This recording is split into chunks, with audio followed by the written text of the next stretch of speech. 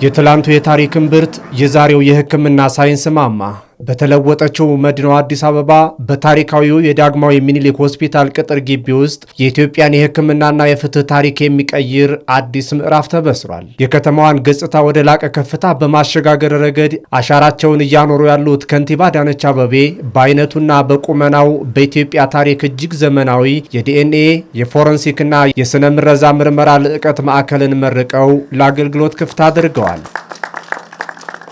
ይህ ምርታ አዲስ አበባን የጤና ቱሪዝም ማዕከል ለማድረግ ለተጀመረው ቃል በተግባር ጉዞ ሌላኛው ማሳያ ነው። ሁሌም ቃል በተግባር ስንል አዲስ አበባን ከአዲስ አበባ ነዋሪ አገልግሎት አንጻር ብቻ ሳይሆን የኢትዮጵያም የአፍሪካም የጤና የምርምር የፈውስ ማዕከል እናደርጋለን። በቁርጠኝነት ኢትዮጵያችን የጤና ቱሪዝም መዳረሻ መሆን ይገባታል ብለን እንደ ሀገር ያስቀመጥነው ራዕይ ግንባር ቀደም በመሆን በመተግበር ጭምር ነው። የዛሬ የመረቅነውም የዳግማዊ ምኒልክ የዲኤንኤ የስነ ምረዛና የፎረንሲክ ምርመራ ማዕከል ከህዝባችን የሰበሰብነውን ግብር በታማኝነት በትጋት በቁጠባ ከፍ ባለ ሁኔታ ቅድሚያ ለህዝብ በመስጠት 72 እጁን በጀታችንን ለህዝብ አገልግሎት መልሰን ያዋልንበት መሆኑን የሚያሳይ ተጨማሪው ማሳያ ነው። ዳግማዊ ምኒልክ ሆስፒታል ትላንት የኢትዮጵያን ዘመናዊ የሕክምና ታሪክ እንደጀመረ ሁሉ ዛሬ ደግሞ በአዲሱ የልዕቀት ማዕከሉ አዲስ ታሪክ ጀምሯል። ለዘመናት እጅግ ውስብስብ የሆኑ የዲኤንኤ የፎረንሲክና የስነ ምረዛ ምርመራዎችን ለማድረግ ብሎም በፍትህ ስርዓቱ ውስጥ ወሳኝ የሆኑ የምርመራ ውጤቶችን ለማግኘት ዜጎችም ሆኑ መንግስት አይናቸውን ወደ ውጭ ሀገር ለመጣል ይገደዱ ነበር። ያ ጥገኝነት፣ ያ የኢኮኖሚና የሳይንስ ሸክም ዛሬ በአዲስ አበባ ምድር ፈውሱን አግኝቷል። የዲኤንኤና የሰው መለያ ቴክኖሎጂ አገልግሎትን እንዲሁ ለአገልግሎት ማብቃታችን በሀገራችን የመጀመሪያው በመሆኑ በርካታ ወጪዎችንም እንግልትንም የሚያስቀር እንደሆነ ሁላችንም እናስተውላለን። ይህም በኢትዮጵያ ሕክምና ተቋም ታሪክ ያልነበረ ለዚህ ምርመራ ከሀገራችን ብዙ የውጭ ምንዛሬም በማውጣትና ለምርመራ ውጤት ማግኘት ረጅም ጊዜ እንድንጠብቅ እንዳረግበት የነበረውን በማስቀረት ማዕከሉ እዚሁ ሀገራችን ውስጥ የተሟላ ምርመራ ማድረግ የሚችል ሆኖ የተደራጀ ነው። ኤአይ ጋራ ኢንተግሬት አድርገው የሚሰሩ መሳሪያዎችን መቅጠም መቻላችን የዘመኑ ሕክምናን በሀገራችን መተግበር ከዛም ባሻገር በዚህ ዘርፍ ከሚሰሩ ዓለም ላይ ልቀት ካላቸው ተቋማት ጋራ በምርምር በመረጃ ልውውጥ በጋራ ለመስራትና እገዛም ለማግኘት የሚያስችሉ ናቸው።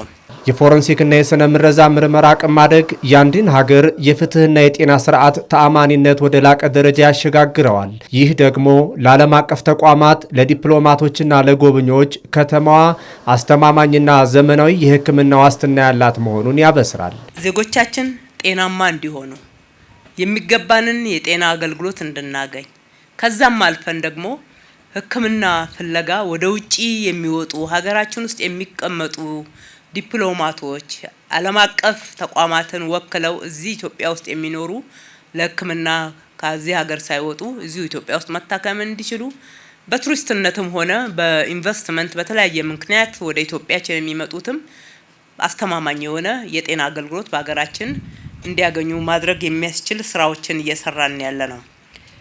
በአጠቃላይ አዲስ አበባ አስተዳደር በጤናው ዘርፍ የኢትዮጵያን አዲስ ብልጽግና የእድገትና የከፍተኛ ቴክኖሎጂ ምዕራፍ በማብሰር ሂደት ብዙ መንገድ እንደተሻገርንና ውጤት እንዳመጣን የሚያሳዩና የሚናገሩ ተግባራት ናቸው። እንዲህ አይነቱ ነባር ሆስፒታሎችን እያስፋፉ አዳዲስ ሕክምናዎችን የማስጀመርና ወቅቱን የዋጁ አዳዲስ ዘመናዊ ሆስፒታሎችን የመገንባት ፕሮጀክት አዲስ አበባን የዲፕሎማሲ ማዕከል ብቻ ሳይሆን የፈውስና የሕክምና ቱሪዝም መዳረሻ የማድረግ መግቢያ በር ነው። ይህ ጉዳይ በራሱ እንደ ሀገር ያለው ትርጉምም ከፍ ያለ እንዲሆን ያደርገዋል።